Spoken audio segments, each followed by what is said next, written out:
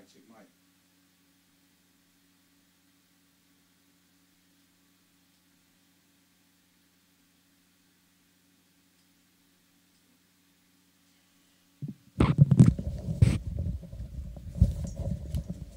Check mic, check mic.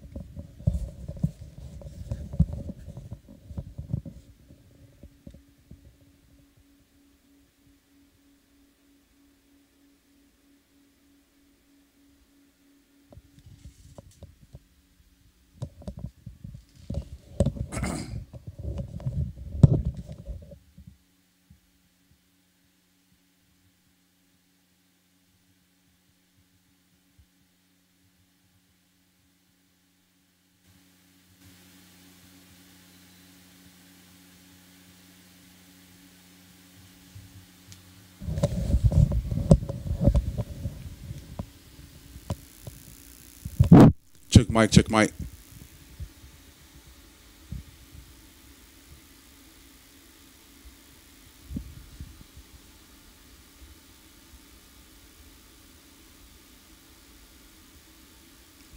Microphone check, microphone check.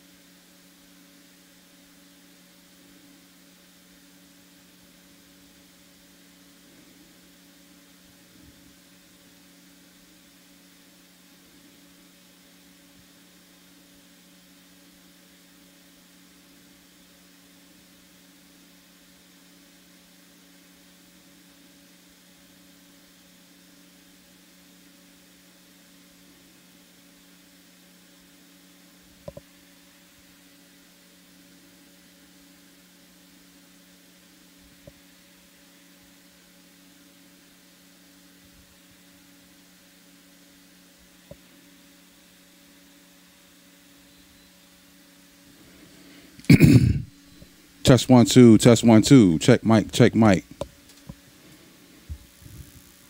All right. Gonna send this link up. Copy. Check mic, microphone check.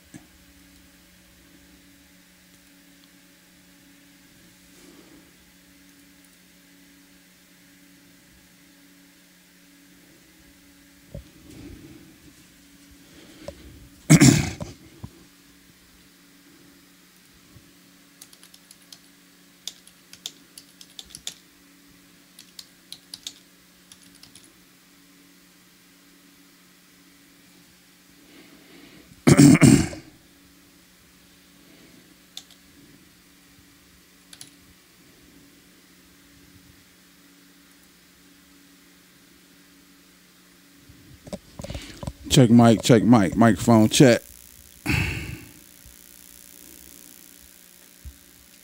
Test 1 2 test.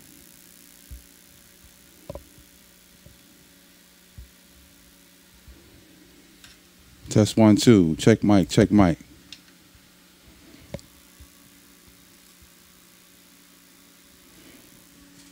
Test 1 2. Test.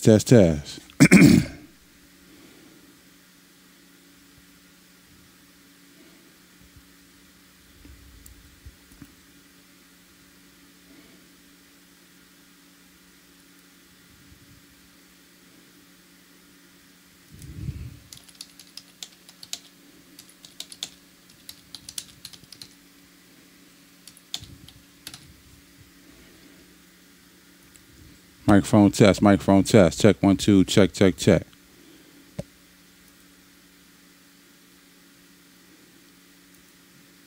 Microphone test.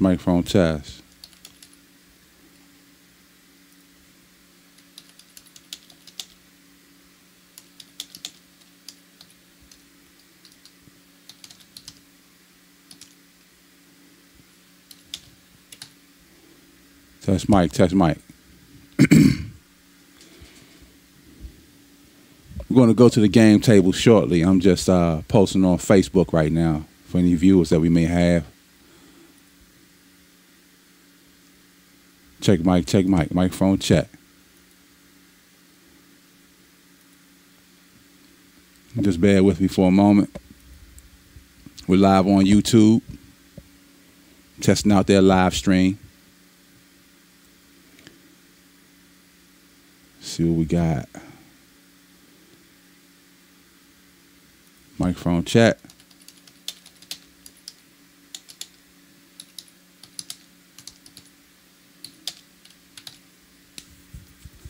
Check mic. Testing 1 2. Testing.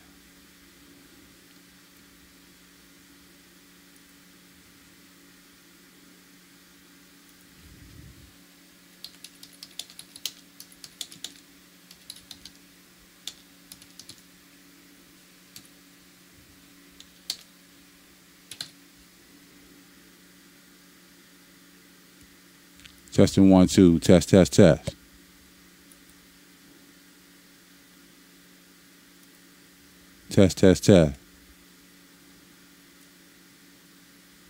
Check mic.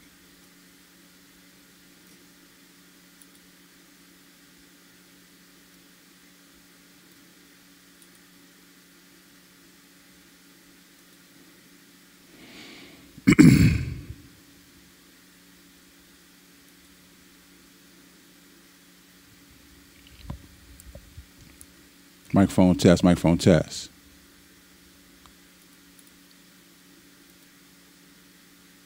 We're live on YouTube, doing a live stream, test live stream. I hope that you come out, take a look.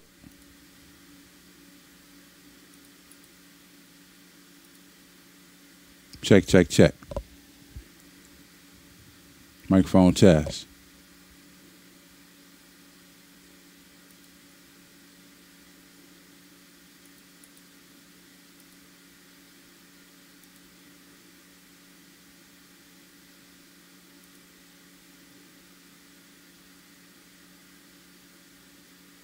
Check. Microphone test.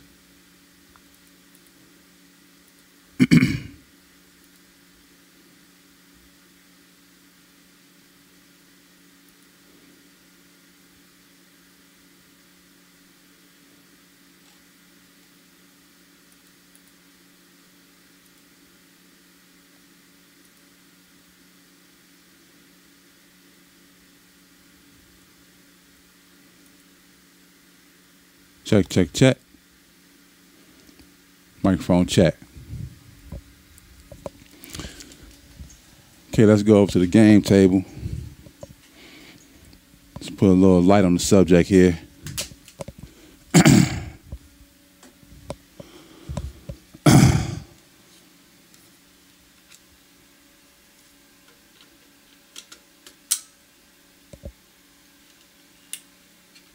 A little more light added on.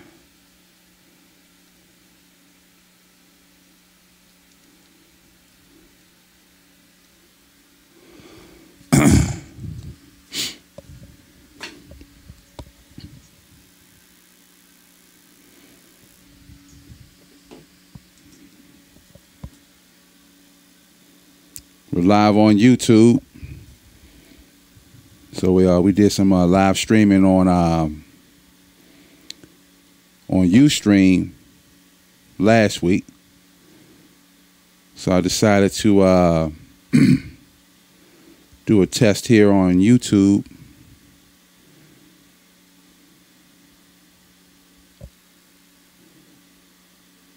Reset the game clock. Just change the score a little bit and see what happens and see how it looks. Okay.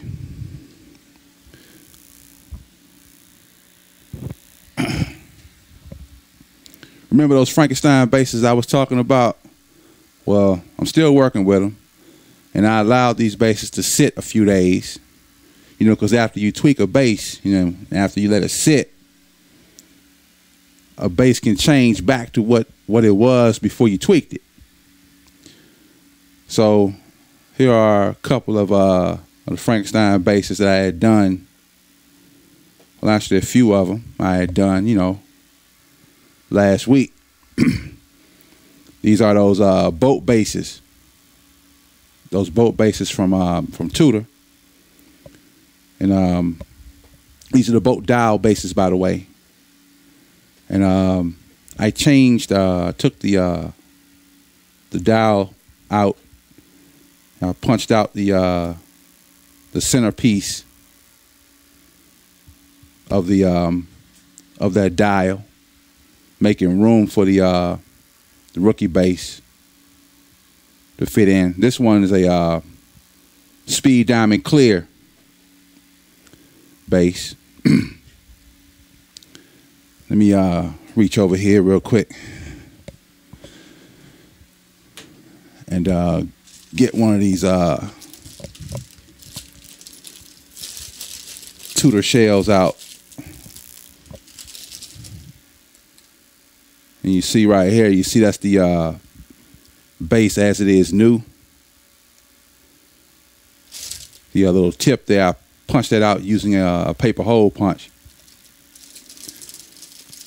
And again, like I said, that's how I was able to get the rookie base to fit on the inside there and have a smooth surface to lay down on for the glue to set on. Let's run it and see how it goes. All right. Run it again. Not bad, not bad. Still haven't assigned it yet to a player or team.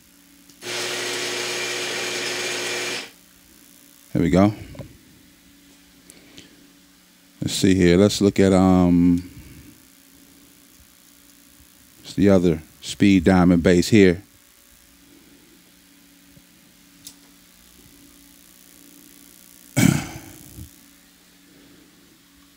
Let's give it a run. Goes the distance.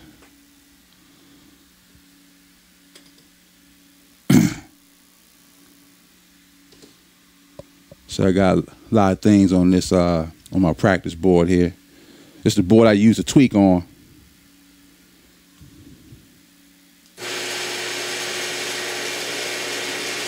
Okay. Not bad, not bad. And I'm always switching out different figures, you know, testing the base out, seeing what outcomes I get from it. Now these bases I had tweaked. I tweaked the base first, and then I put the base inside the shell. That's what I did with these Frankensteins here, the ones that I've done in the earlier videos. I tweaked the base first and then mounted it into the shell. I'm going to do some more, and those ones I'm going to put them together first, and then I'm going to tweak those. But again, these ones I tweaked first and then put them together. So let's run this base. Again, this is the clear speed diamond on a megawatts running back. Let's see how it go. Runs totally different. Run it again. All right, it's kind of erratic on that figure. All right. Well, I got my Dante Freeman running back figure here. This is another megawatts running back. This pose is different. I want to keep this base together. I don't want to mess with this one. I'm going to lay that over there. I just want to see how this figure and base work together. See how it goes. All right, it loops a little bit. Not worried about it. So we're going to put Dante Freeman back on his original base. This base stays together. This base and figure stays together. Okay, let's try our megawatts tight end figure or linebacker, defensive end. All right.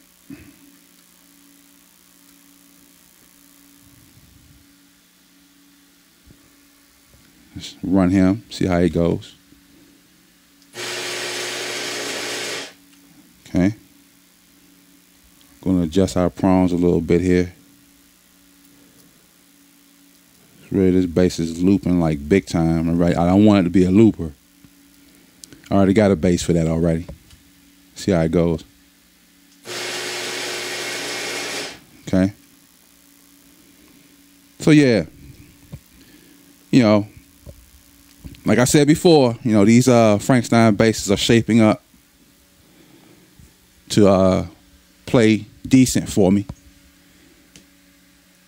Again, I haven't assigned them to a team yet. So, gonna keep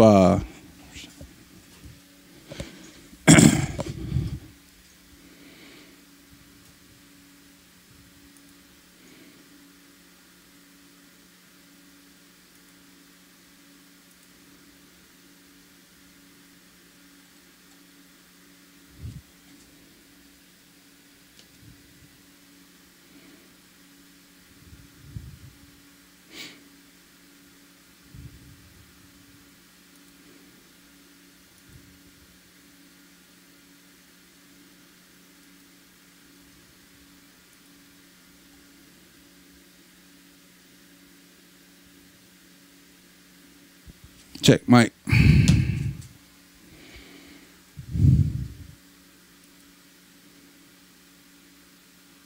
Okay, what did I just do?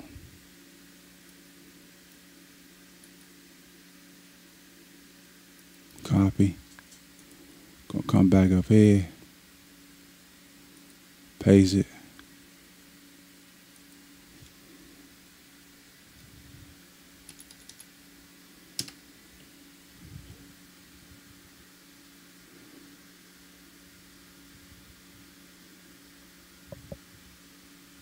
Check mic, check mic. Think this the one you want.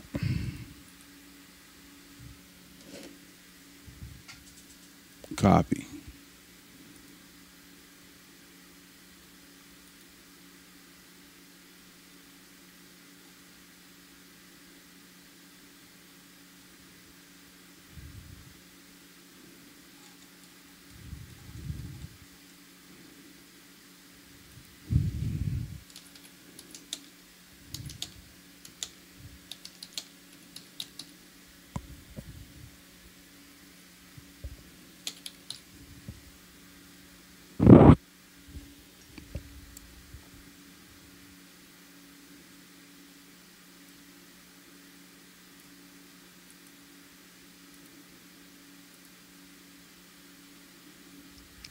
Check mic, microphone check.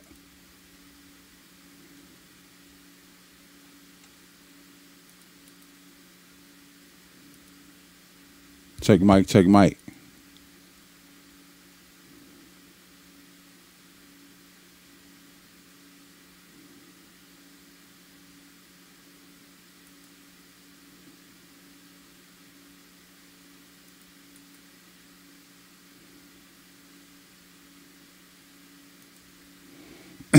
Microphone check.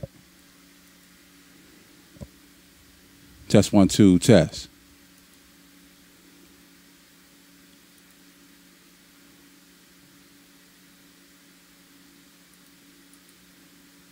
Test 1 2 test. Posting up another link. The first link I had posted wasn't it wasn't configured properly. So some of you probably didn't see the live test, but I'm still testing anyway. So we'll get back on track just a moment. Check mic, microphone check. Live test. Still working with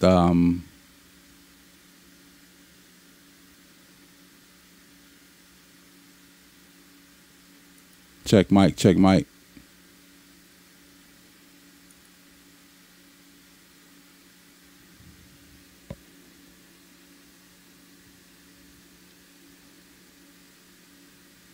Live test.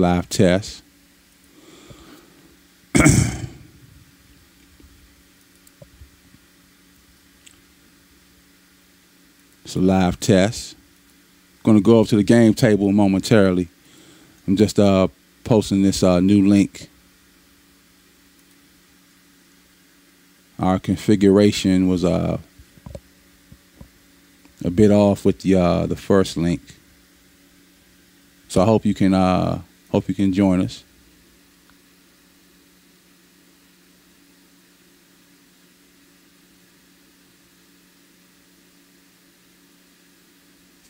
Check mic.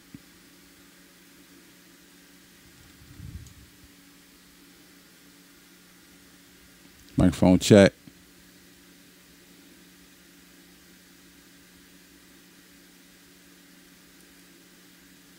All right.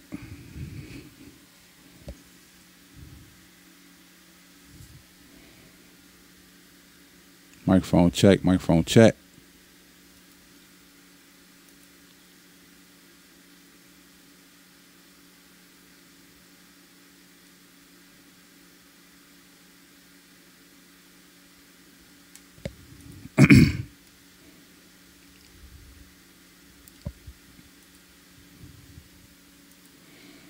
Testing 1 2 test.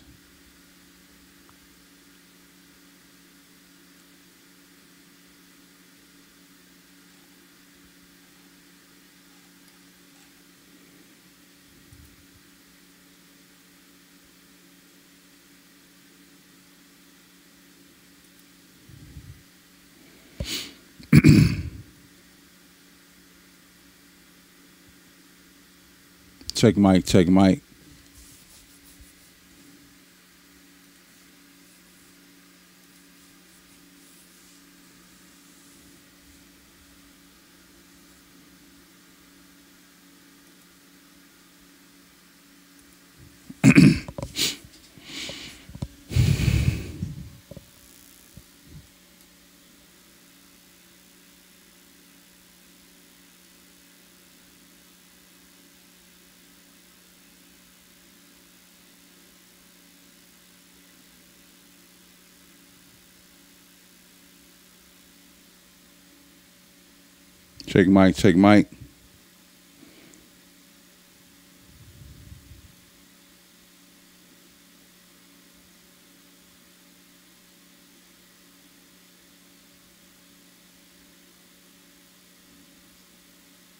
Microphone check. All right.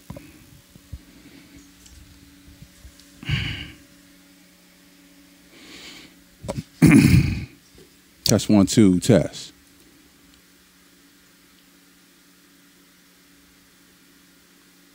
Check mic, check mic.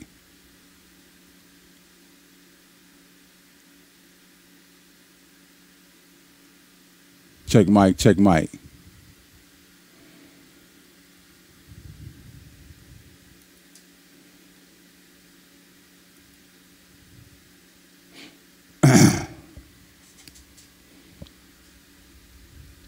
Testing 1, 2, testing.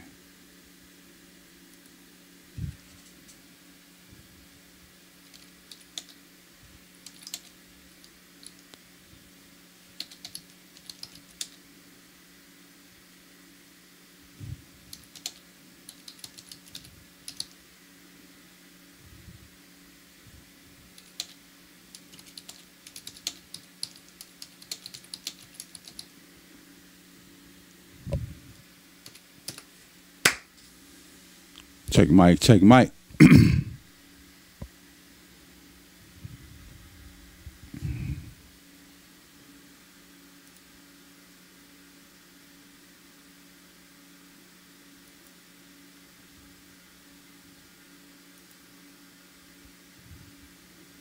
gonna go back to the table in just a moment.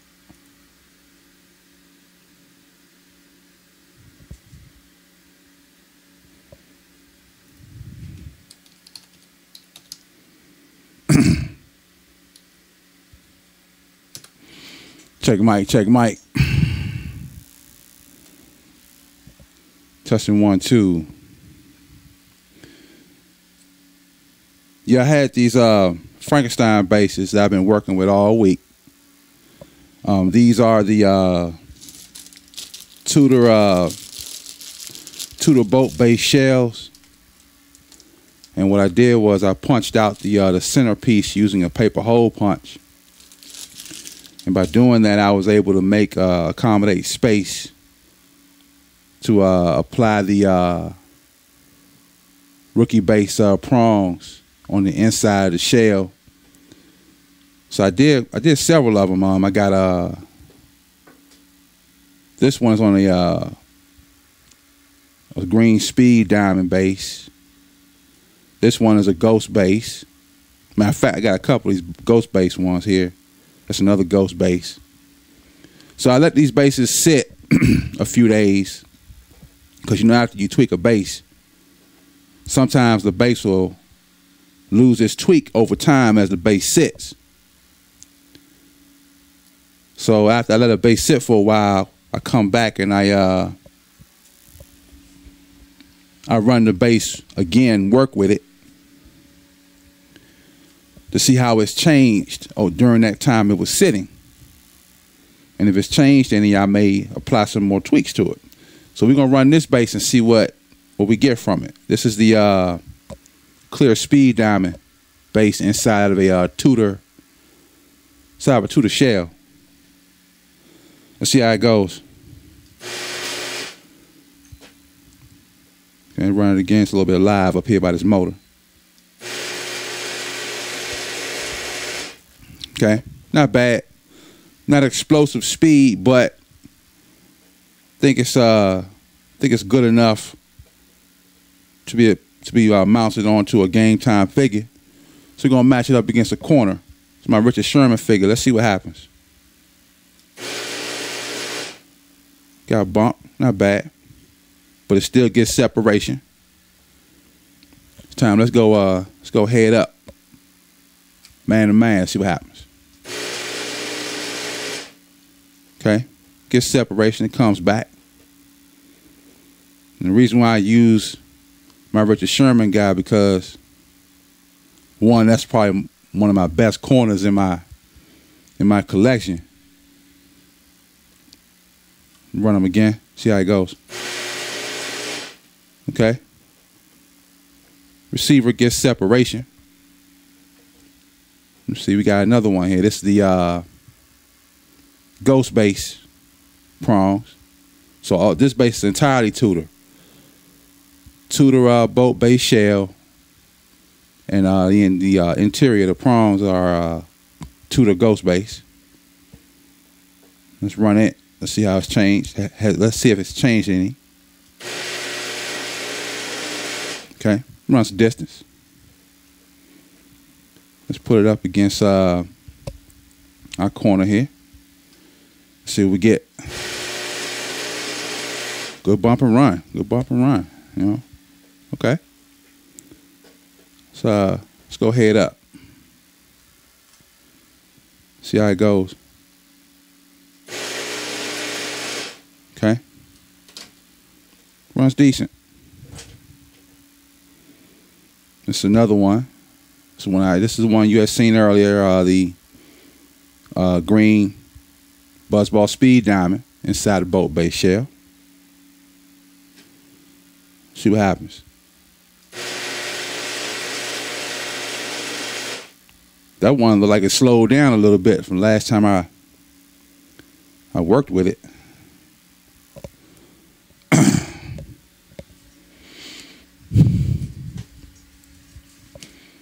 See what we got. Okay, checking our settings here. All right, it's not bad. We got good feed.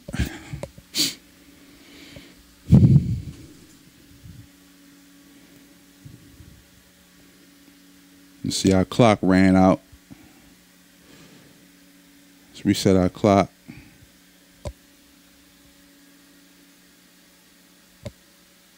Back to 15. And let's go to the, let's change our quarter.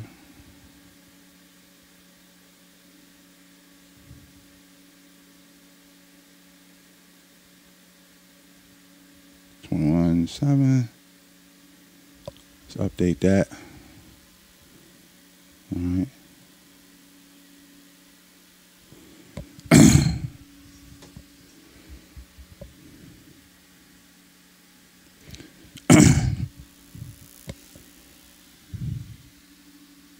Except for a little bit of EMI when my mic moves near the camera, everything sounds good, you know. So I just gotta keep my mic away from this this battery here on this camera. You know, speaking of batteries, I want to show you this one. It's a big boy right here. You know, it's got a USB port on it where I can power USB items like a lamp or a mic or something. And on this side, it's got a DC port for a barrel connector. So this battery by itself, it can power the camera and gear on board the camera, man. Yeah. So that's that EMI. You hear right there? Coming off. My mic is near that battery. Yeah, it's a real powerful battery right here.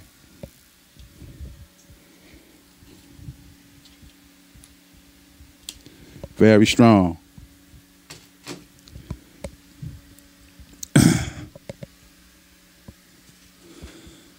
Hey, what's up, Juno? How you doing, man? Thanks for joining me. Just here running a live test. You know, not doing anything serious right now. Just want to, you know, see how my equipment is working out. You know, trying to get a feel for what I need to do when I go full blown with this thing.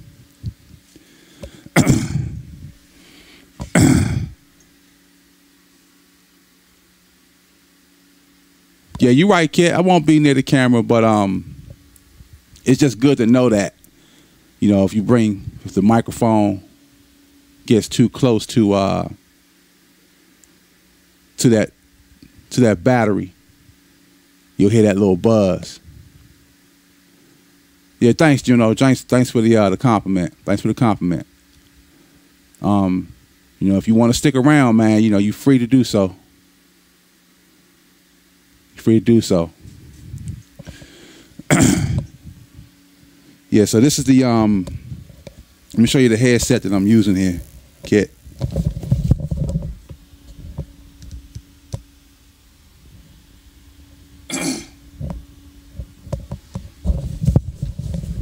So yeah, if I step around the if I step around near side by side to the camera, if I move a little closer to it like this, you get that EMI coming at you. You know, the camera is about I would say the camera is about, let me see. I got it on a tripod right now. Camera is about, I'll say a good 15 inches above the table. And the distance is about,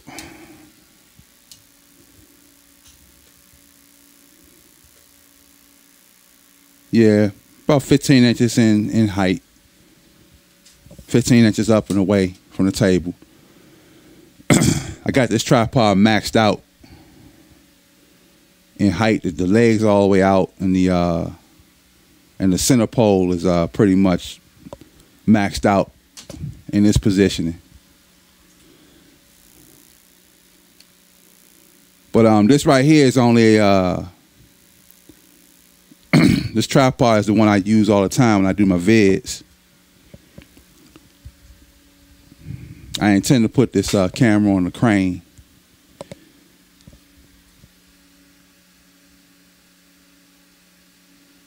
Yeah, we're gonna have this camera on the crane and really get some good game time footage, some game time action.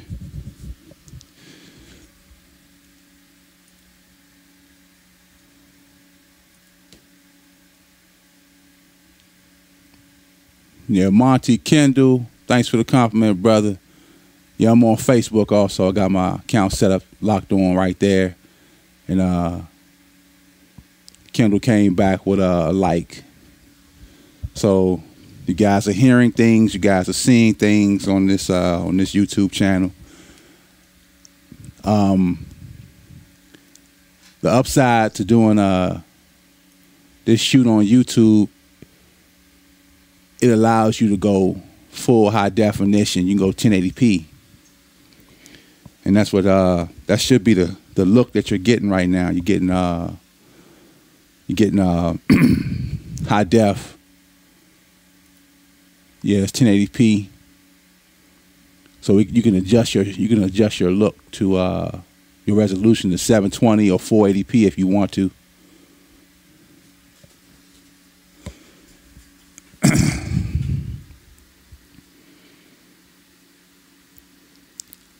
Juno, you said, is this the same camera I use for motion shots? I mean, yeah, I can. Yeah, this is not it's a different camera, but it's working. I mean, you can take video with it. It's not a still camera. I just haven't while I was talking, I just wasn't moving. I wasn't doing anything. Things just sitting there, so you can see right here the figures are moving. So it's going to be a delay by the time it gets to you, but you'll see that the video is moving. Let me see. Kit, you said cool. You do have a 5-footer from 3 above. I don't know what you mean, Kit. What do you mean?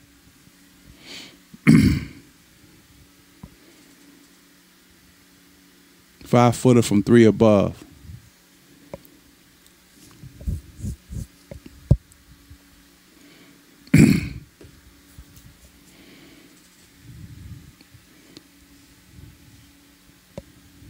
Seven minutes 48 seconds to go on the clock. Electric 21, Coach 7.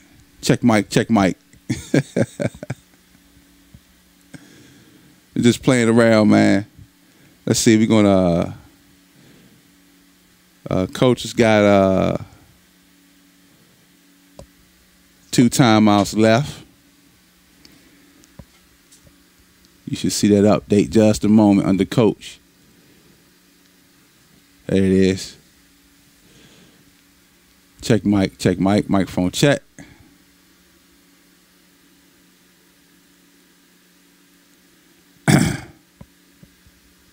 So yeah, I'm during this test, I'm just working with my Frankenstein bases I had done last week. I let these bases sit for a while. Let's see, is it also for up close motion shots, or do you use a different one for up close shots? Let me see. No, all my cameras, I don't have a follow focus on these cameras, so really can't do like really tight shots with it. Let's do this. I'm gonna move it in for you. Let's see. We're gonna put some figures here. I'll zoom it in.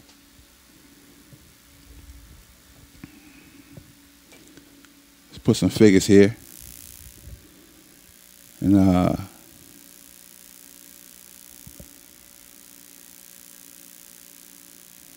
so we're gonna bring it in a little tighter. Let me adjust my camera position here.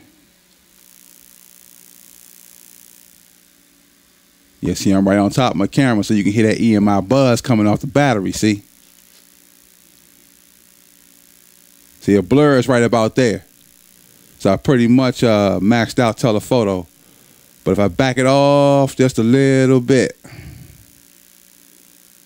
let's back it off some more here so we can get it. Now, this is just a camera without any step-up rings, no step-up lenses.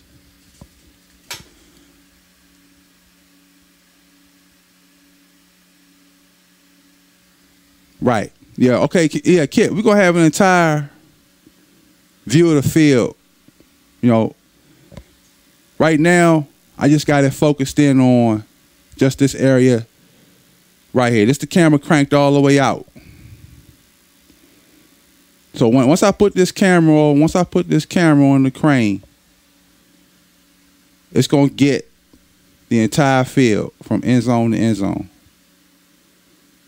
No need to worry about that, because I got something I'm working on entirely. See, you run some plays for audio delay tests. Yeah, I could do that. You know, all right. You know, we can just run the figures real quick. You know, I don't have two teams set out right now. You know, we're gonna just do get our corner and a receiver here. You know, we can do this here. You know, so got Richard Sherman versus our rookie guy.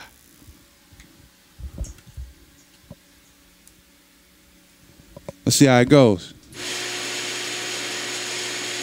Rookie looked nice. Had good push. And this was the ghost base mounted in the in that boat base frame. Matter of fact, let me check the weight of that base. I got the figure mounted on a the figure that's mounted on this base is a Buzzball Mr. Everything. So let me weigh him a little bit. Make sure he ain't. Well, it's not too heavy, so it ain't. Set him on the scale. He's exactly 3.0. Let me see. The Richard Sherman figure is 2.6. Buzzball Speed Diamond. Haiti Repro figure. All right. Let me see. Set my scale back over here.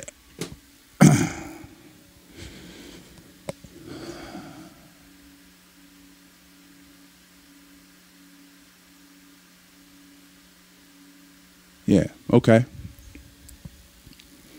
So yeah, again, answering your question, your replying to your statement, Kit, about the position of the camera. Just this tripod right here is a tripod I normally use for doing my videos here at home.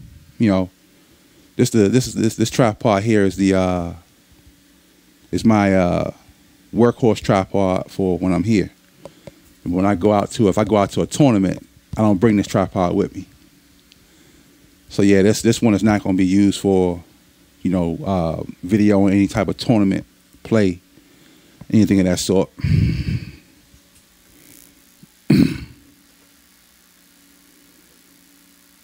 All right, let's see here. We're going to do it again. Got Richard Sherman figure versus, whoa. Yeah, that's another thing here. Another thing too with this that new battery, it adds weight. Add a little bit more weight to this camera. So when I have the camera tipped like this, yeah, see, this is why I run this test. You know, see how long my gear holds up. On this particular tripod, by adding that battery I shown you earlier, it's like an additional pound of weight. And when it sits for a while in this position as you see it now, it causes the camera to tip like this abruptly. See? So that's the reason for this this test. See? Use our gear, set it up, and put it through its paces and see what it does. You know? So I need you guys to hang on for a moment. Gotta do a having some technical difficulties here. And if I was to pull this battery out right now, of course we'll lose. I won't lose power, but I got a power cord going into the camera also. But this battery again is what's causing this camera to dip like this. It sat for a while, and eventually the head couldn't hold the weight of this battery.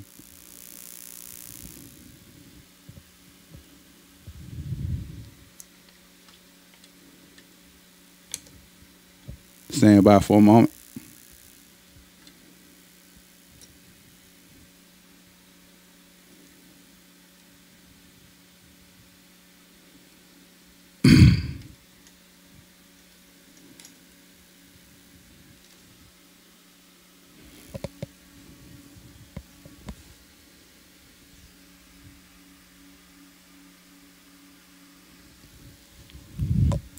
Kit, no need to worry. I got a rig, brother. I got a rig. It's just this configuration right here, the one I use every day at home, is it works really well, but just when I add a little bit more weight to the configuration, puts a little more strain on this the head of this tripod. No need to worry. I'm already ready for game time play. I'm just using this time just to share this with you guys and show you what I'm doing on my end here. No need to worry. We're all good. All good. Set it back up.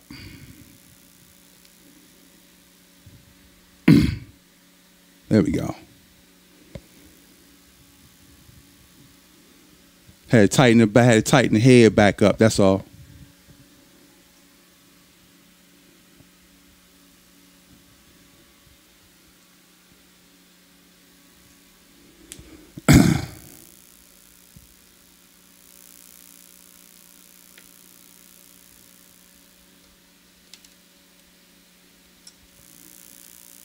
Okay.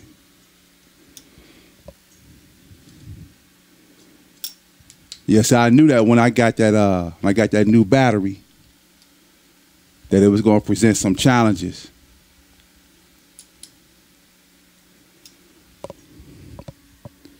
See, this was the original battery that came. Whoa.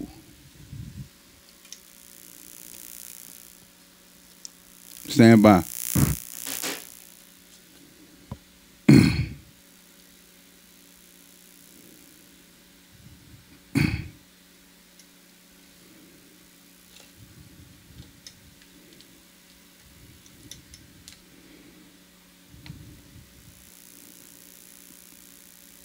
Now, the battery you see on the left side of your screen there, that was the original battery.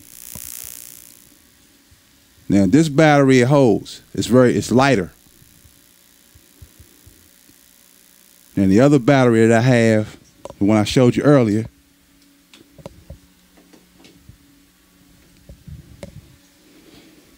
This one's got a little more weight to it. And just by swapping out this battery, it's putting an additional weight on the head of this tripod right here. No need to worry though.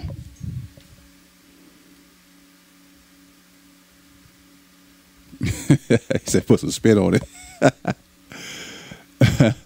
You got jokes, kid. Yeah, man. So yeah, it's all good. It's all good.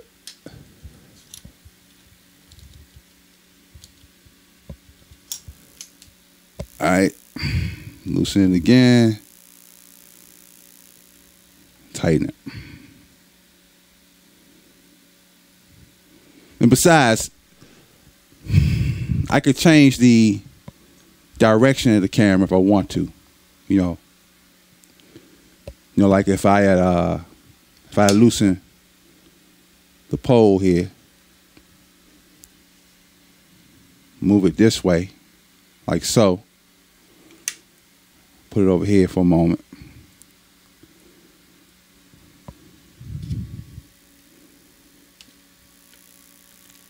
Then bring the head over like so. Bring it over like this.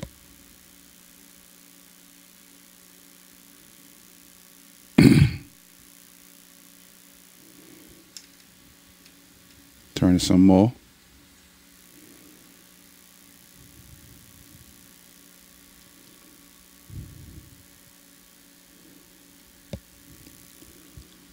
So I can move it around if I choose to.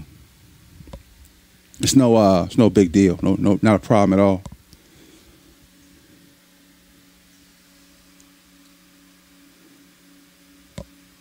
Yes, that's the reason why I wanted to bring it over to YouTube to see how it would play out. I put it on it's a high def. YouTube allows you to stream full high definition 1080p.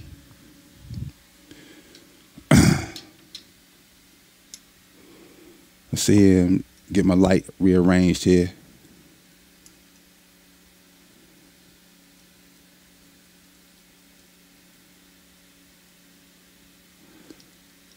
I'm gonna go ahead and just while I'm at it, change the configuration all together here.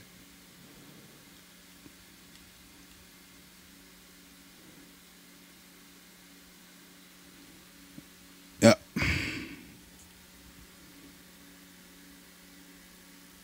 You can move this back just a little bit, just a touch.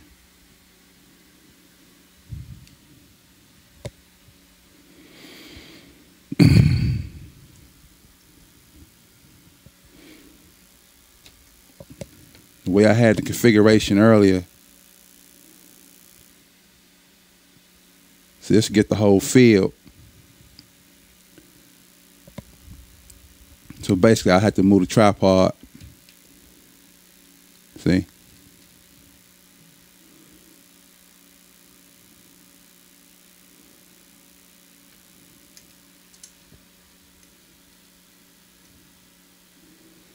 There we go.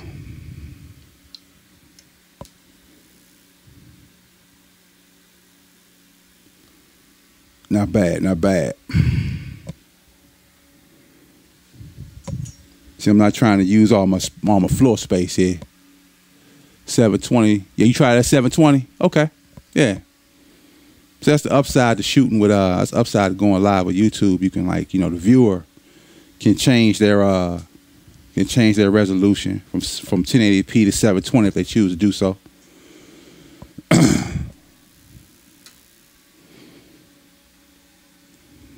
Yeah. So it's not a bad look at all. Not a bad look.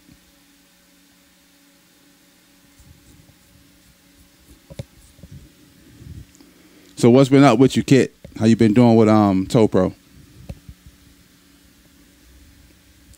Let's talk about you a little bit, man.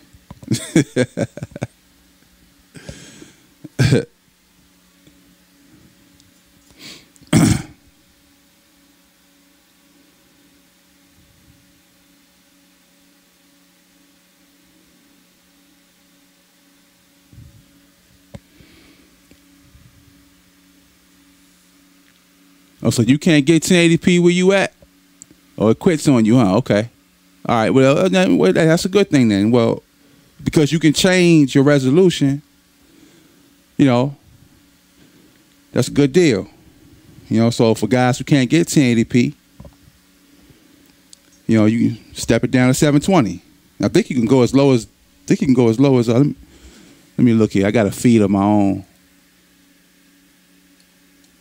Think you can go as low as it let you go as low as 480.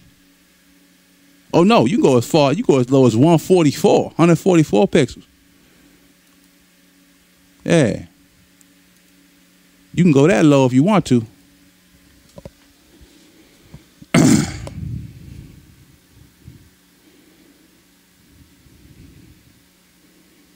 Just gonna move this move my camera around a bit. I'm just going to change the positioning of the tripod altogether.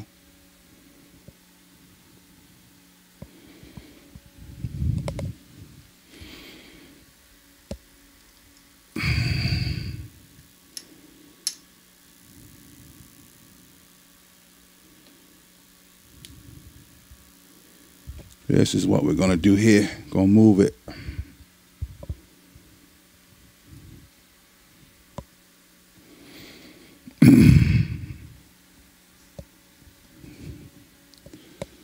Move things around a bit.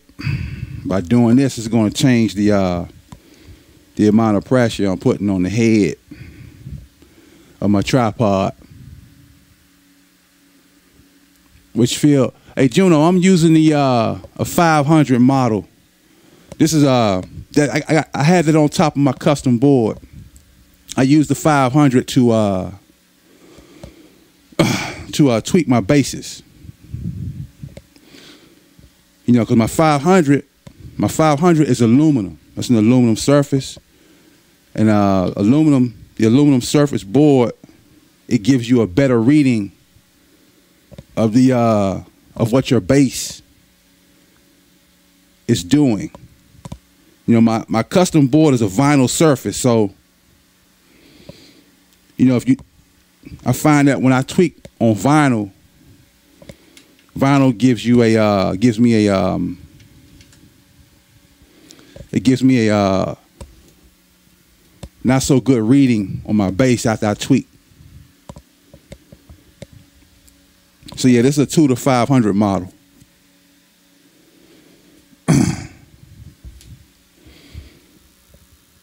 See, by moving my tripod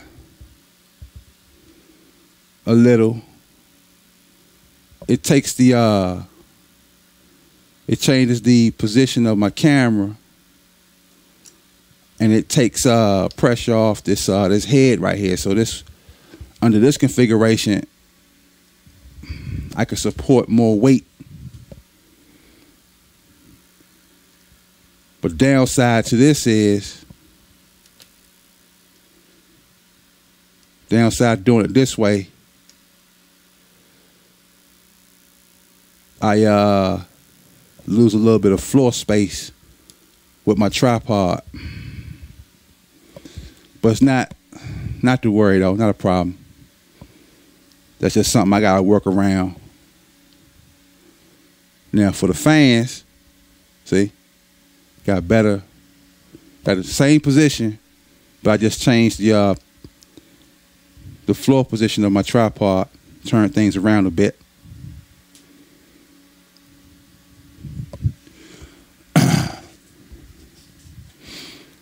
Juno, this board, that 500 model board you're looking at, I think that board is from the I think it's the late 60s, maybe early 70s year, I think.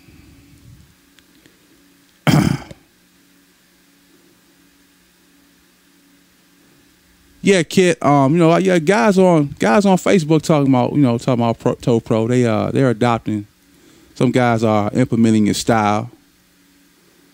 Yeah, I mean, I told you it was going to be a tough sale though, because there's a lot of coaches out there who having a hard time, accepting the fact that the offense got the last move.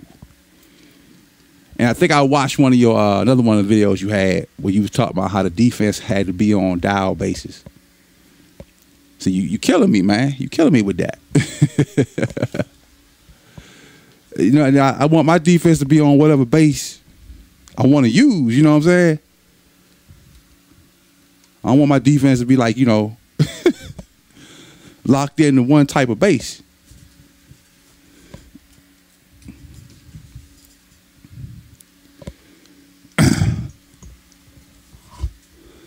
Juno, what resolution are you using? Are you looking at the video in 1080p or are you looking at 720? Which one are you looking at it on?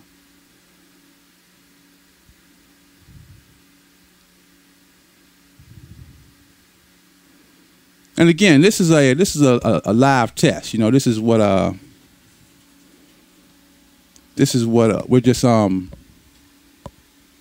doing, just looking at our equipment, interacting with it,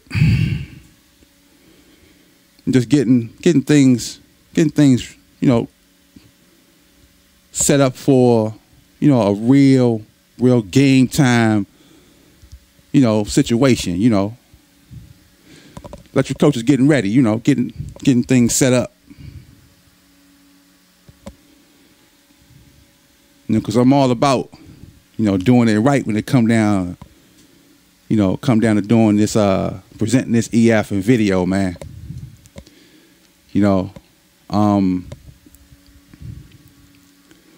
After the MFCA convention. Okay, yeah, okay, Juno, you doing it at 720. Okay. Adjust your video to if you can, step it up to 1080p, see what you get.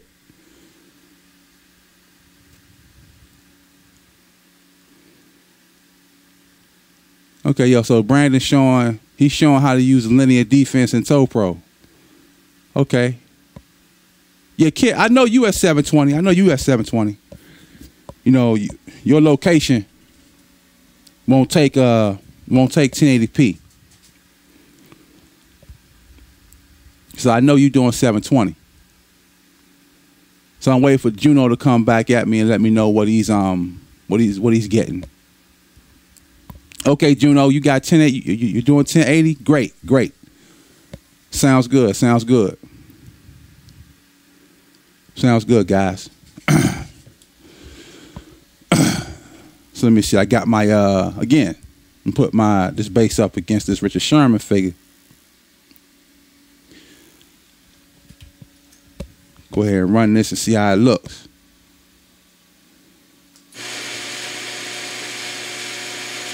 Downfield he goes.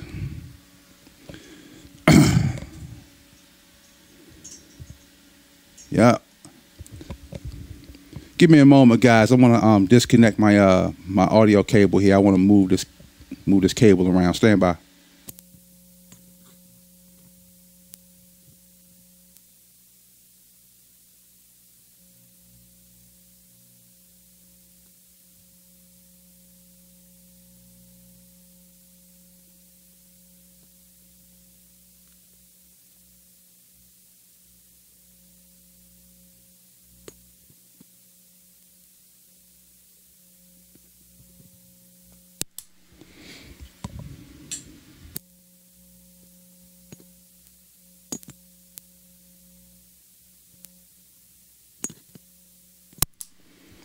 Okay.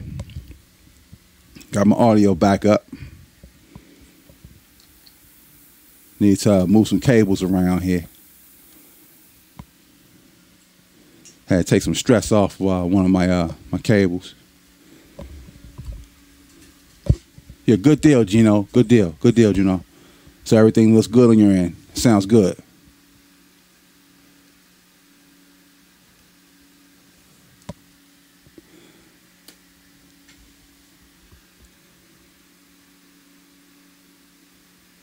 Okay, so Kit, when you go to 1080p, it skips on you a little bit. Okay, well then don't force it. Just put it at a resolution that looks good to you, that works for you. That's the objective here. The objective is to get this thing in such a way that people can all see it and all get involved. You know. Okay, Juno, yeah, you at 1080p and it looks good. Okay. Sounds great. That's what I want. That's what I want to know. All right.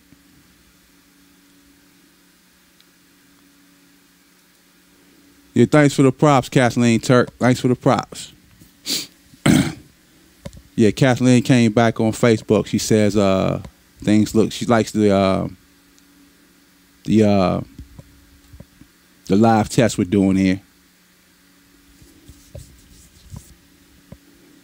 Yep. So yeah, I'm working with for any new viewers here, I'm just playing around with some of these Frankenstein bases, man. I got some Tudor boat bases that I outfitted with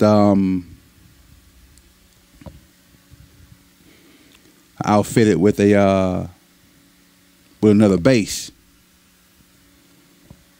and it made out to be a decent base. You know, some of the guys around the hobby, you know, everybody's talking about these boat bases and how hard they are to tweak. And I do admit, yeah, they are. You know, like I have my Larry Fitzgerald figure here on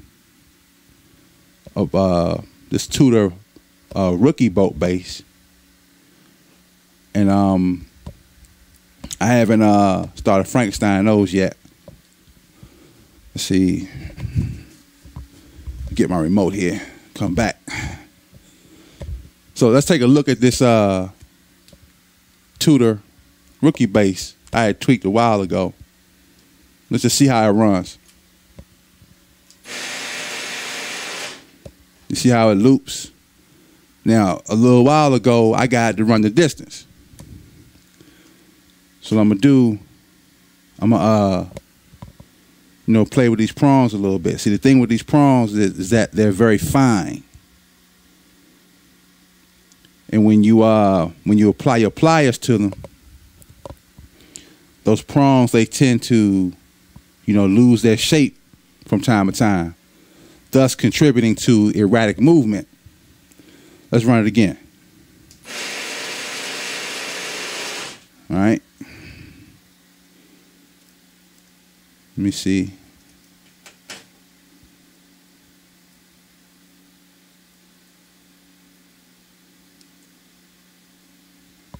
Do that again. So what my plan is, I'm going to take one of these Frankenstein bases that I made, like this one right here, and I might just put it on the Fitzgerald figure. Let's run it again. All right, it's still looping. No big deal. I'm not worried about it. Because, let me see, I got another one here. This is my other wide receiver. See? Gonna run this one. See how it goes. Now this one, it loops even tighter, and along with that, it fishtails. The rear of it swings out. So if I look at these rear prongs, like these two prongs right here, they're like leaning inside. You know, I didn't. Then after I tweaked these prongs were straight, and after letting them sit for a while, those prongs went from like straight, and they started going sideways like this. And again, that's happening because these prongs are very fine. So I'm going to come up with a Frankenstein approach to this type of bass. All right, I'm gonna put it on the table again. Let's run it again, see if it changed any.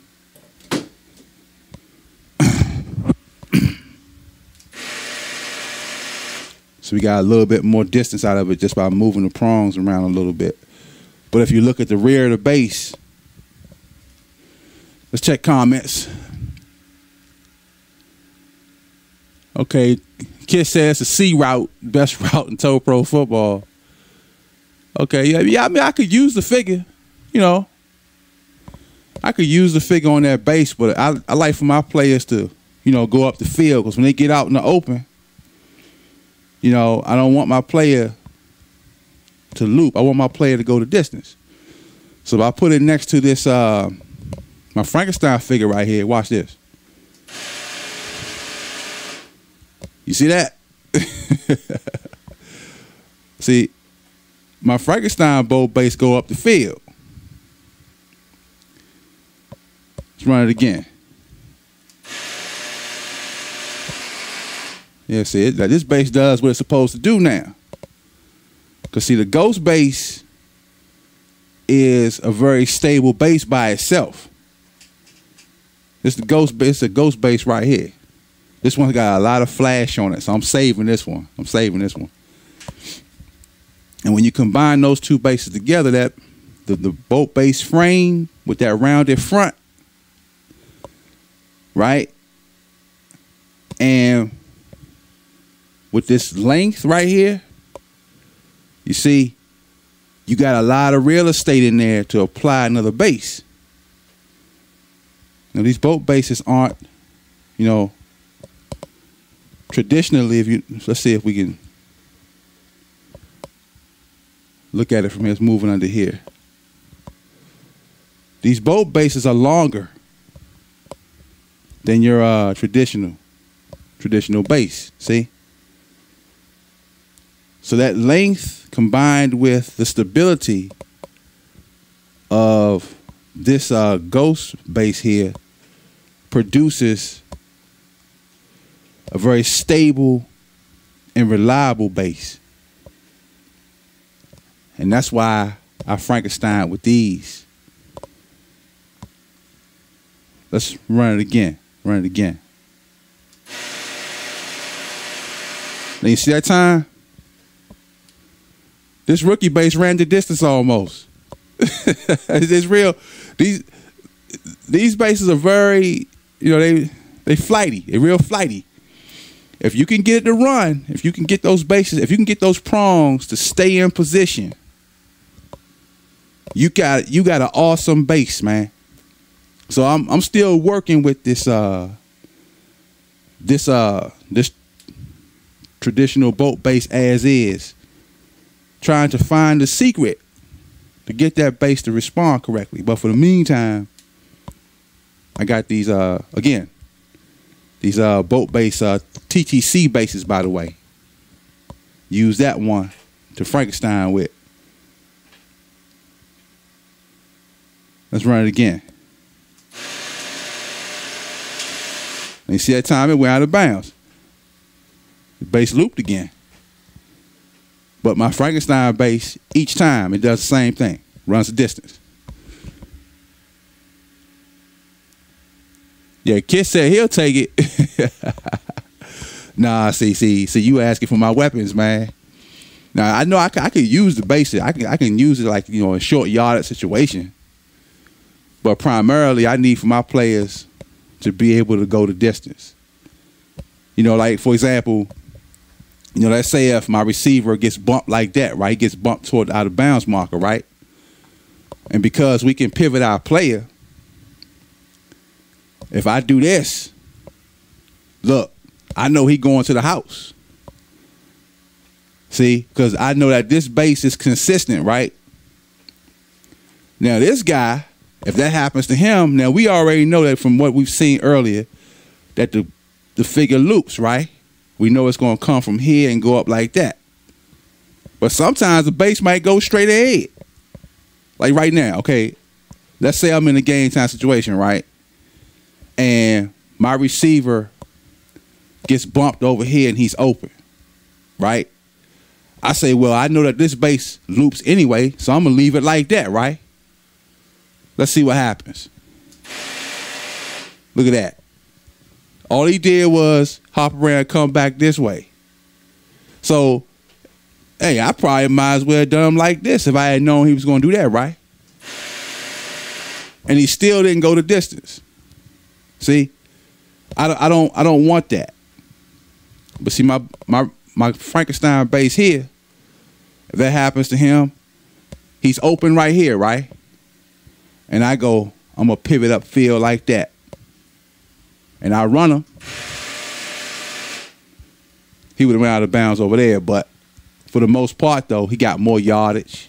And again, that bass is more consistent than this bass right here.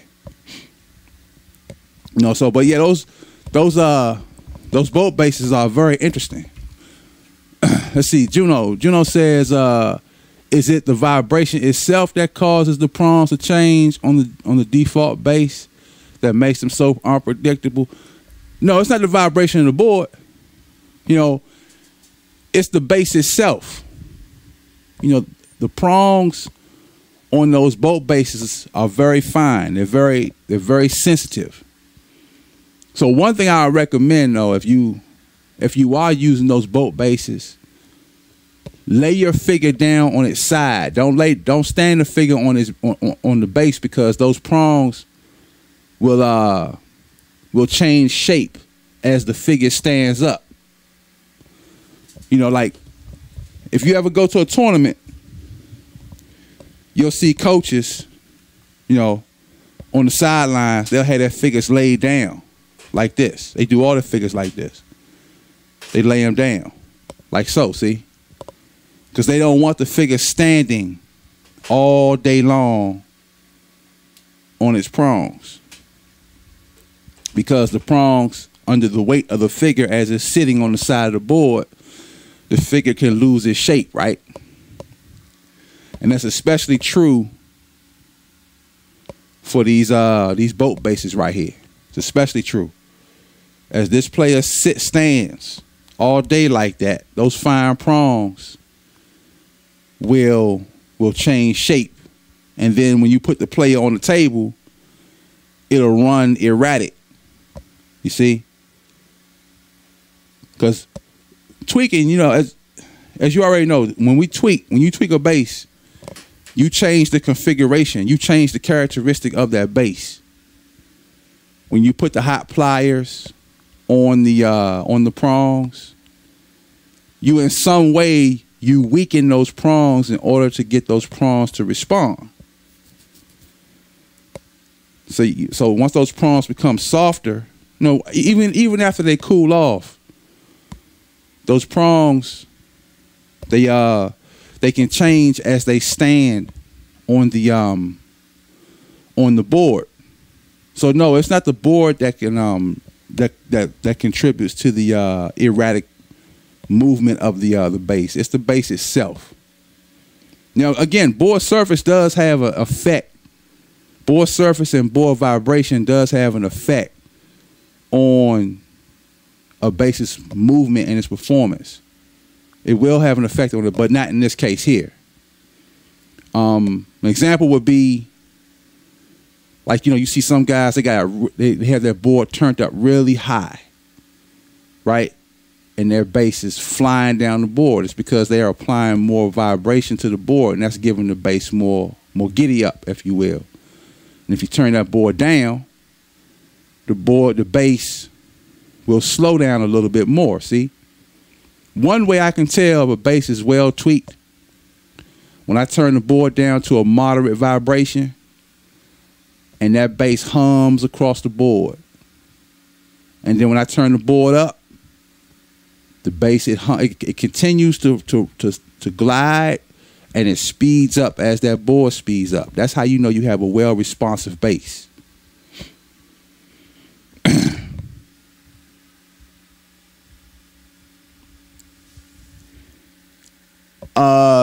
Okay, Juno, you're asking, is there a set speed for tournament play?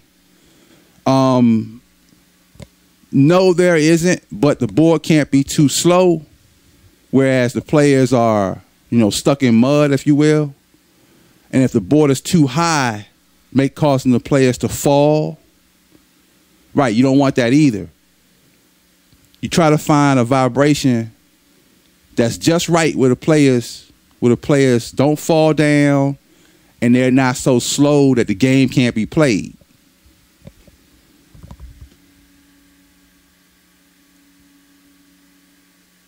Yeah, kid. I can take those prongs and twist them a little bit and bring out and get the rear of the bass to settle down more.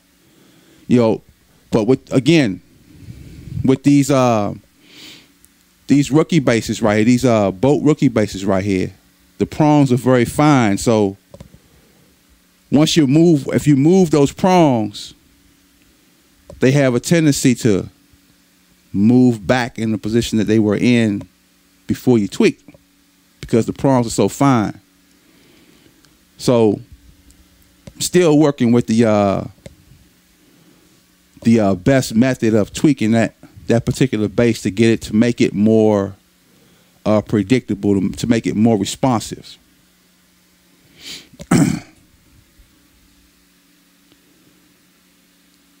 Let's see, what did he say? He said, Toe Pro football, it is rule 1. Okay, in Toe Pro, what? What are you talking about? You saying? Are you saying there's a speed? You got a speed rule in Toe Pro, Kit? Can you clarify that for me?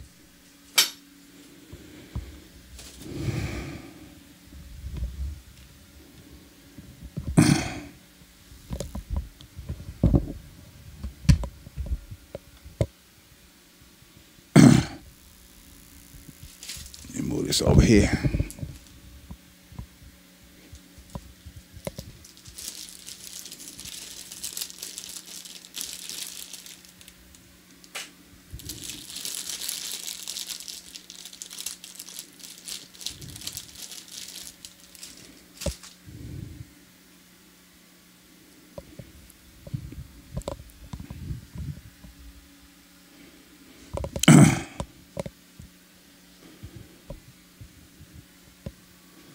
This is the Total Team Control boat bass before I Frankenstein it. See? Here's a dial of the bass, and here's the frame itself, right? So I cut the prongs out of the frame, and I punch out the centerpiece that holds the dial in place here. Let's put this bass together and look at it in its entirety. Okay, there's the boat bass, Total Team Control dial. Now see, here's the thing with this bass is the prongs here in the front, they are too far down the bass, and that all the bass is front up here, it's naked. It doesn't have any prongs there, so you want those prongs moved up. See? And by taking this dial out and moving that center pin away from the bass, taking it out of the bass, and Frankenstein it and putting prongs all the way to the front of the bass, you get better performance. And of course, you want to cut those back prongs out.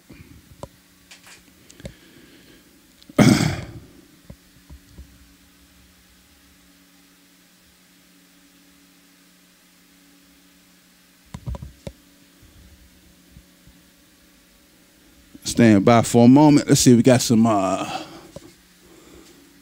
Let's see. Are there bass requirements Yeah, there are Juno. There are base requirements for the tournament. You know, you can't have you can't be overweight. Your bases can't be some crazy type of configuration. Like when you Frankenstein a base, you can't come in with a base that's got, you know, stuff hanging off the side of it, things hanging off the back of it. You know, the base has to be in one unit.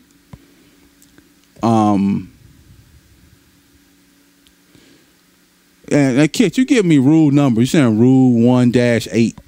You know, I'm not reading that rule book right now. Standard is objective, not subjective. You know, I don't have the rule book in front of me, Kit. For the most part, when it comes down to speed, when it comes down to board speed, again, the motor can't be so high that the players fall down, and the motor can't be so slow that it appears that the figures are stuck in mud. The figures aren't dragging. You know, the players should be moving at a moderate speed.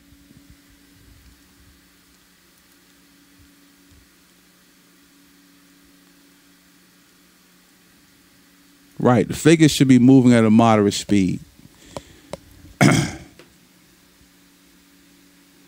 And again, you know, yeah, there are requirements for a base. You can't, you know, I'm Frankenstein in these bases, right? These bases that I have here are legal. I can, if I wanted to put these bases into a tournament, they'll be accepted. You see, are you running your mic through a mixer or the camera? Now I'm running my mic through a mixer, Kit. I got this mic coming from the mixer, and the output off the mixer is going to the mic. It's going to the mic input of the camera. So my audio is a bit cleaner because I can fine tune my my audio, you know, bass, mid range, treble, things like that.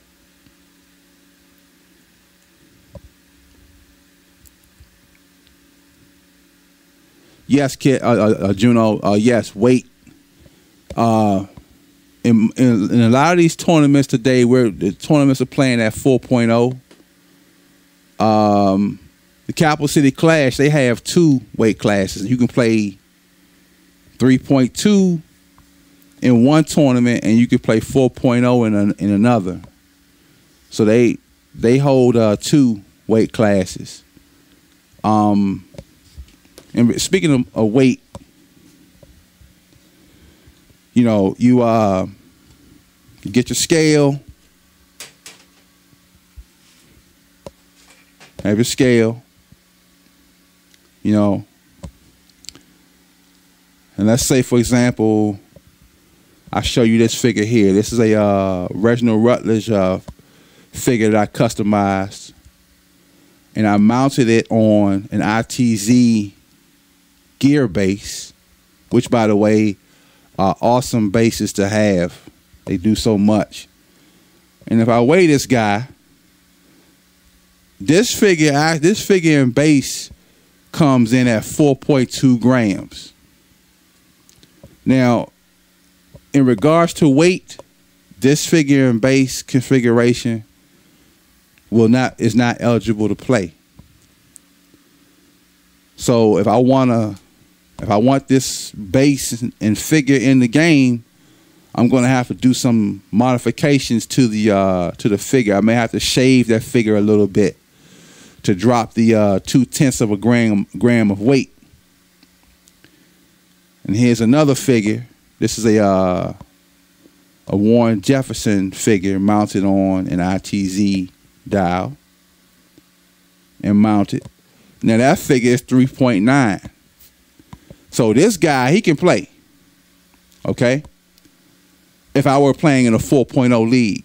Now, I have scrimmaged using this player right here, and, you know, my opponents didn't have no complaints.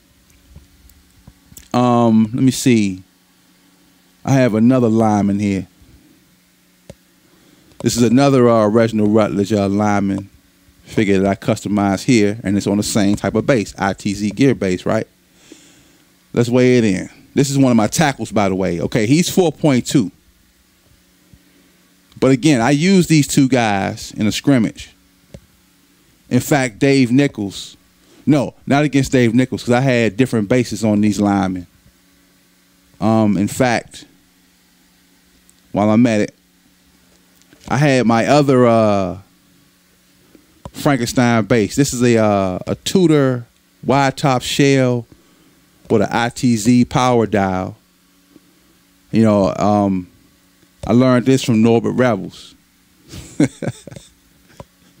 Yeah, Norbert, that guy, man. If you keep up with him, you know what he's about. But yeah, I had this kind of base on my Reginald Rutledge figure here. Okay, and if we weigh it, now that configuration is 3.9. I was using this against Dave Nichols. I think I scrimmaged against Carl Coley. Yeah, it was Carl Coley I scrimmaged against. Carl Coley from Oklahoma. I scrimmaged against him using these 4.2 gram figures here. And those figures, by the way, are my tackles. He didn't have any problems with it. So let's see what we got. Okay, Don Legursky, are the ITZ bases a little heavier than the other brands? Yeah, Don, those are ITZ gear bases. They do carry a little bit more weight. We can do a weigh-in right now here, since we got the scale out. This is an ITZ gear base. And that base weighs 1.4 grams when it's fully put together. All right. And we have, let's see, I'm looking for, here we go. This is another type of ITZ base. This base is the power. It's a power base. Like if you look at the prongs in the rear here, that's the base of the very thick prongs. And the front prongs are those speed dial prongs. If we weigh that base weighs 1.1 gram. So ITZ bases, they vary in weight. Let me see. I don't have a complete power dial base at the ready in front of me right now. Let me look around here. No, this is another power dial shell with a speed dial on the prongs. That's the 1.1 gram one. But I would imagine that the ITZ power dial base wouldn't weigh more than the other type of power dial. In fact, let me see. I think I have it. Where is it at? Here it is. Let me come around here. Okay, here's the complete power dial base with the rounded front modification added onto it. And if we set that down on the scale, that's a 1.2 grams. And I have it mounted on a Warren Jefferson figure here. I love these guys right here. This is one of my defensive tackles. And if we weigh him entirely, the figure and the base, he's exactly 4.0. So this base and figure configuration is the exact weight for tournament play.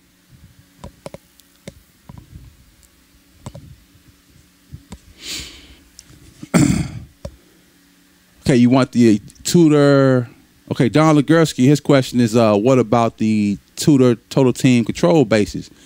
Okay, let's see. Let me look over here. Let me grab some examples here. Total Tank Control base by Tudor.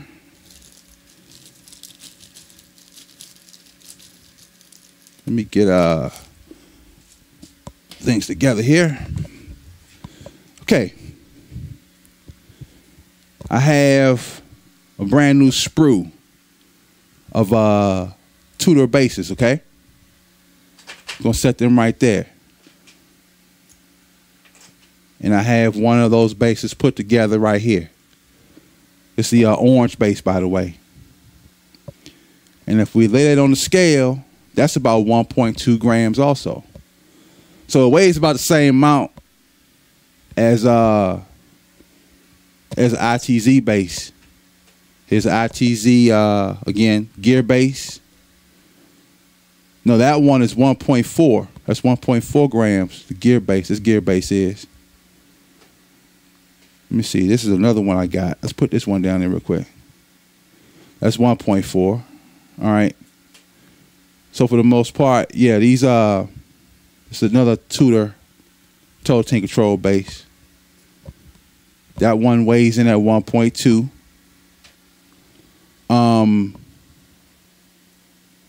I have a Frosty base here. This one was boiled, by the way. We'll lay it on the board there. That's 1.4 grams. I have another Tudor dial, Tudor base. Okay, this is a newer Tudor base here. It's different from the those orange bases you see there. This is the Total Tank Control base with the double prongs in the front. So if we weigh it, that's 1.1 gram.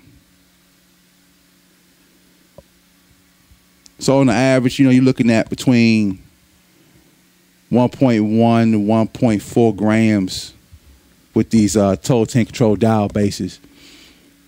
Let's see. Don Legursky says, he asked, do the talk events go to the hundreds of grams or just the tenths of a gram? I've so far all I've heard among the tournaments in regards to weight, they stick with the tenths of a gram. They haven't gone so low as to go down to a hundredth of a gram. I mean, if they did that, then I would have to, I believe, I would have to get another scale. This scale does the tenth of a gram. So let's look at our scoreboard here, and let's give our team, let's give Coach, let's give him a lead, and we're going to put this in the third quarter. Update that, and we're going to reset the game clock, and we're going to start it again. You know, because again, we want to run this test. Let's see, tenth of a gram in top. Yes, tenth of a gram. Tenth of a gram. So for the most part, in most tournaments you play in nowadays, your weight is going to be at a 4.0. Now with my team, whenever I scrimmage, I put my players in as they are. So I got some players that weigh 4.0. This guy's 4.1. This is one of my receivers. And he's on the Tudor rookie boat base. But my running back here, he's 2.9. So my linemen weigh in, you know, they come in at, 4 grams, 3.9. This running back is 2.9 also. And this is my tight end. It's a Reginald Rutledge figure on a Tudor boat base. And that comes in at exactly 4.0. Coaches are using putty to bring out the they use putty to up the weight of their figures if they're underweight. I have putty here. I have yet to open this pack because when I scrimmage, I put my figures on the table as they are against heavier players to measure the ability and strength of my team.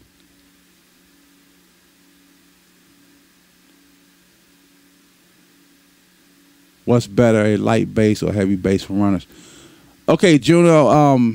Juno's question is, what's better, a light base or a heavy base for runners? The heavier the base, well, I won't say the heavier, but if you apply weight to your figure, to the base, it helps the base to settle.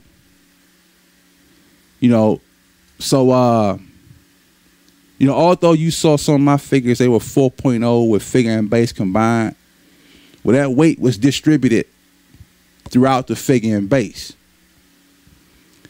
If you put the weight on the base itself, the weight will help that base to, settle down the board. And you perhaps may get, a little bit more push, out of your base and figure if you have the weight distributed low. As the what's the physics? It's the lower, low center of gravity. Yeah, so for a runner, I mean, you can put if you put weights on your runners, your running back or your receivers, I mean, it's gonna you'll definitely combine with a good tweak. You'll definitely be competitive. But I don't think it's going to be. I don't know whether it's better or not. I know that my running back doesn't have any weights, so I can run the football without weights. I mean, as long as my offensive line has the weight, I can move the football.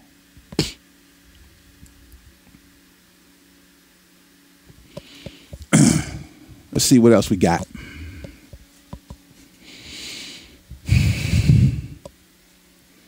These are the Tudor toe team control bases.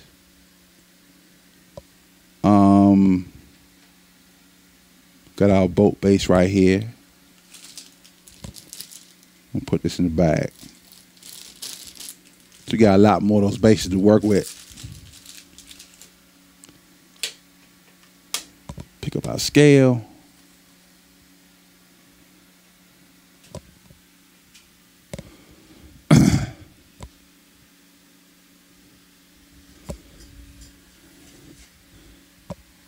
Yeah, Juno asked, is it the same for wide receivers? Yeah, the nature of this game is such that a figure rides on a base.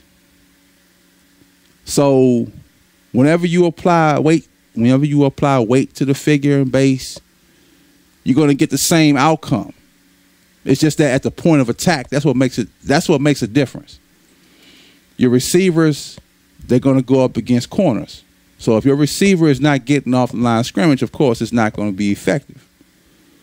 So you need that receiver to be able to separate from a corner. So you may need that receiver to be able to push through a corner when at the base at the point of attack. The point of attack being base to base contact. If your receiver can't push through a corner, when those two bases meet, then that receiver is going to have trouble. So you got to make sure you are confident that your player can do those things, whether it has weights or not. Either you're going to do it by tweaking and weights combined, or if your tweaks are that good, where you can make a tweak base compete against a weighted base, hey, I'll go for it. Weight stabilizes the movement better as well, doesn't it? Yeah, weight. Yeah, Don. When you weight down your figure, you put a little weight on the base of your figure, it helps the figure to stabilize on the board better. So you can, if you play with all your figures weighted and you put that weight on the underside of the base, you can turn the board up a little bit higher. And if you combine that, you combine good, well tweaked basses with a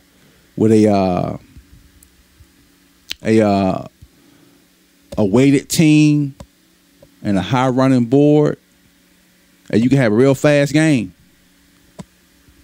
You know, you can find yourself getting blitzed and getting sacked before you turn the switch off. You know, so it depends. Yeah, and the balance of the figure also has an impact on the performance of a bass. Like those Frankenstein basses I had shown you earlier,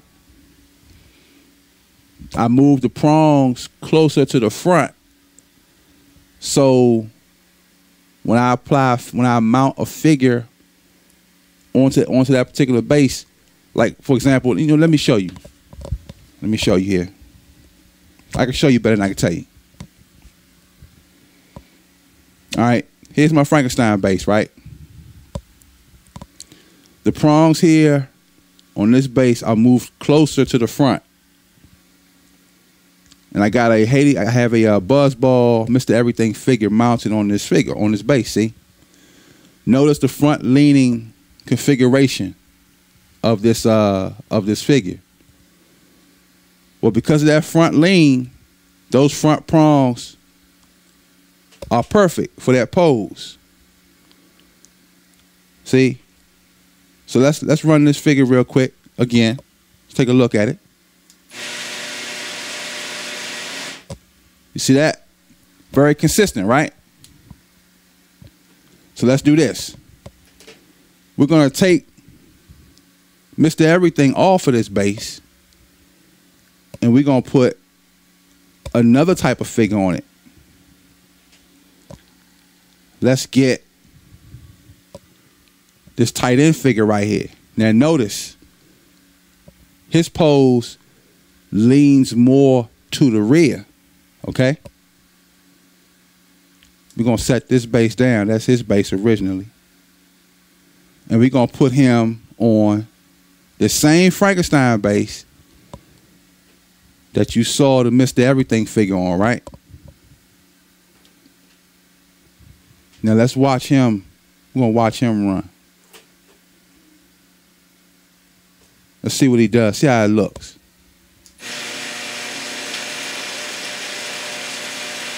And you see how erratic that was? He went all the way up the field and then looped to the outside. Let's run it again. Now this time he ran like a deep slant route, right? Same bass. Set it right there. We're going to bring back Mr. Everything. Gonna put him on the bass.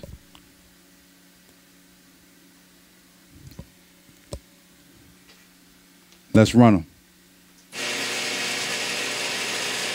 Goes the distance. Why? Because of the pose of this figure and it working with the positioning of these prongs. So there you have it. You know, pose has an effect on bass performance. Let's see what we got here. Back to the comments. Okay, Don, you said, do you have to put the weight on the bottom or can you place it on top of the platform? New to the hobby after 35 years. I know I'm asking. Ask all the questions you want, Don. Ask all the questions you want.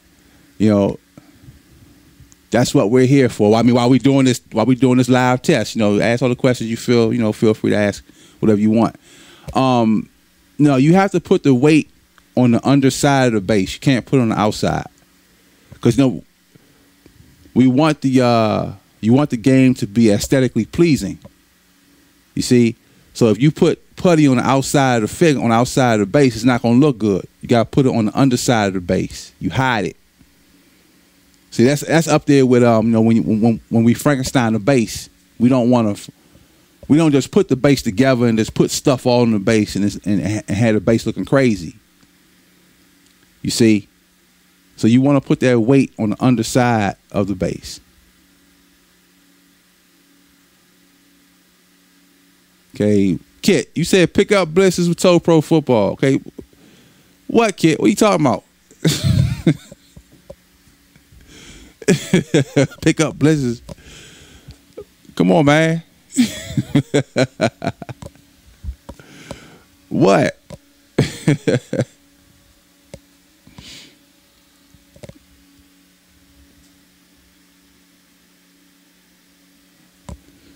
Pick up blisters. What you talking about, man?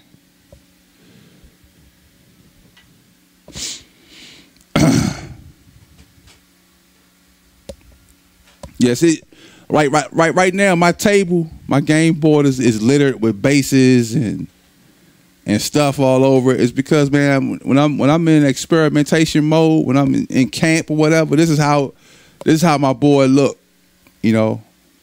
And when I finalize a team and I get ready to, you know, run plays for real, I clear all this stuff out the way.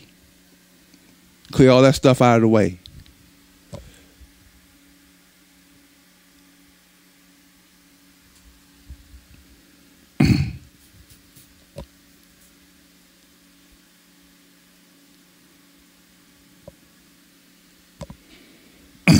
See what we got. Hanley McCoy, welcome, Hanley. Says, hey Mo, what size is your tweak tool for the smaller prongs on boat bases? Okay, let's see here. I have several tools I use. Let me pull this down. All right.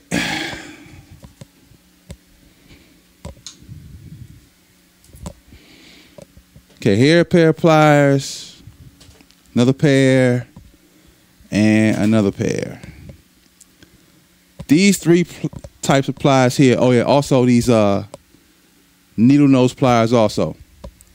I use these three types of pliers for tweaking these Tudor boat bases. This set of pliers is a 3/16 wide head, and this set is like a I think it's a 1/16 head. This head is very small. It's a lot smaller, and these are my Zurin pliers. These pliers are very good for, you know, really biting down on your prongs and getting that really good smash on them. You know, some coaches out there, you know, like James Harris and Norbert Rebels, they lean into their prongs so hard, man, they break their pliers. You know, so I mean, you can really get down with these pliers, these pliers here. And I use my needle nose pliers to help align, curl, and you know, shape my prongs. And I combine that with a coffee mug warmer. I have that right here. I'm trying to move that into the frame here. Here's the coffee mug warmer I use also. So let's put that back. We don't want that on the table. So yeah, these are the pliers that I use to, I pretty much use these pliers to tweak all my bases actually. But to answer your question specifically concerning the boat base, definitely those pliers there. Let's see here. Don Legursky asks, are the red and black top bases weighted for training and strength testing? Yeah, those are my blocking sleds, Don. Those red, I painted that sled red to indicate that it's that it's on a mount, that it's mounted on a tweaked base, and the black ones. Let's see. These components, by the way, I got them from I had bought a ceiling fan a while ago, and these parts were they were shipping parts in the packaging. Okay. See, these three here are on tweaked bases. And this one is the same as these, except it's not tweaked. It's not on a tweaked base. So I painted the tweaked base ones. And these ones, these are lighter. These sleds right here are a little bit lighter than these are ones up here. These sleds are 8 grams. And these ones are, let me see, I forgot the weight on these ones. Let me get my scale. Bring out the scale a little bit. Let's turn it on here. Let's weigh these sleds here. Okay, yeah, these sleds are 4.1. Yeah, these came out of, again, these came from a ceiling fan I had bought. Okay, this one is 8.0. And it's on an untweaked base. And when I run the board, they move. These sleds, they move against my figure. So this is the way I test, you know, how my figures will match up at the point of attack. You know. Now, an 8-gram object playing against, you know, a standard figure and base, we already know what the outcome is going to be. An 8-gram sled is going to get pushed. I mean, the 8-gram object, the 8-gram sled is going to win the pushing battle, right? Let me see here. Where is my remote? Okay. Here we go. That's what we're going to do. We're going to run this test real quick. I got a unweighted, tweaked ITZ base against an 8-gram sled. Watch what happens. You see that? Got pushed back. Now this sled, I said before, it moves on its own. You see that? So let's see here. Let me do something else. Now this base, I really didn't put the finishing touches on this base during its tweak. Let me get my Warren Jefferson figure on this ITZ gear base. All right, let's match it up and see how well it matches.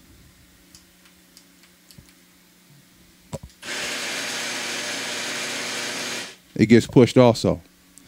You know, but again, that's 8 grams. And we got no weights on this figure. But for the most part, what I got a chance to see was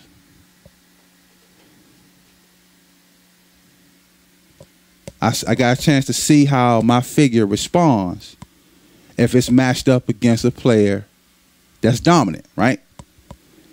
The sled is the dominant figure, and my player is the guy that's about to get dominated, right? So that way I don't get surprised during game time.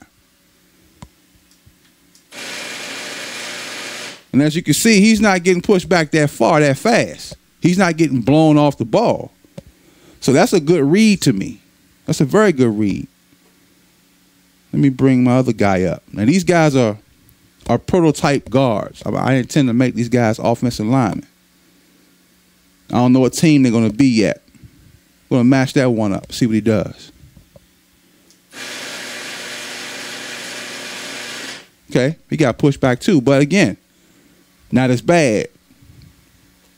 These guys also, they weigh a little bit more too. Now this Haiti Repro linebacker pose, he's a little bit lighter. And as you saw earlier, he got pretty much creamed. Wrong way. No, this is the front. Hold on, let's do it again. Okay, as you can see, he got pushed back a little bit faster. But again, this base hasn't been, I haven't finished tweaking this base yet.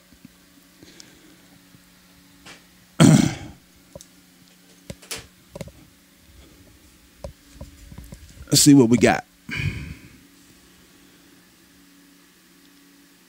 Okay, Don, looks like I asked your question. All right. Let me see. And Hanley McCoy has asked the question, are you attending the Clash? Yeah, I probably will because I'm already at home. See, the Clash is here where I live at. So I can show up. I can drive it at, no problem. I get to that. But still, I got to check my work schedule, make sure that I'll be able to get there. So I'm not going to give you a definite yes or no on that one. James McFarland, he says, hey, Coach, I've always thought it'd be cool if you started your own mini league between all your teams that you have laying around, almost like the Fat Eight Conference. Yeah, I mean, I could start a league, man, but you know, it's an issue of time. You know, do I have the time to commit to, you know, getting maybe like 8 teams and running a screen, running games among those 8 teams? I could do it, but you know, trying to stay committed to it. Like right now, this is a live test I'm doing. I just pulled this out. I just woke up this morning and said, hey, let me test my live shoot. You know, and then here I am doing this. You know, so I mean, I could do something. Not sure, guy. Not sure.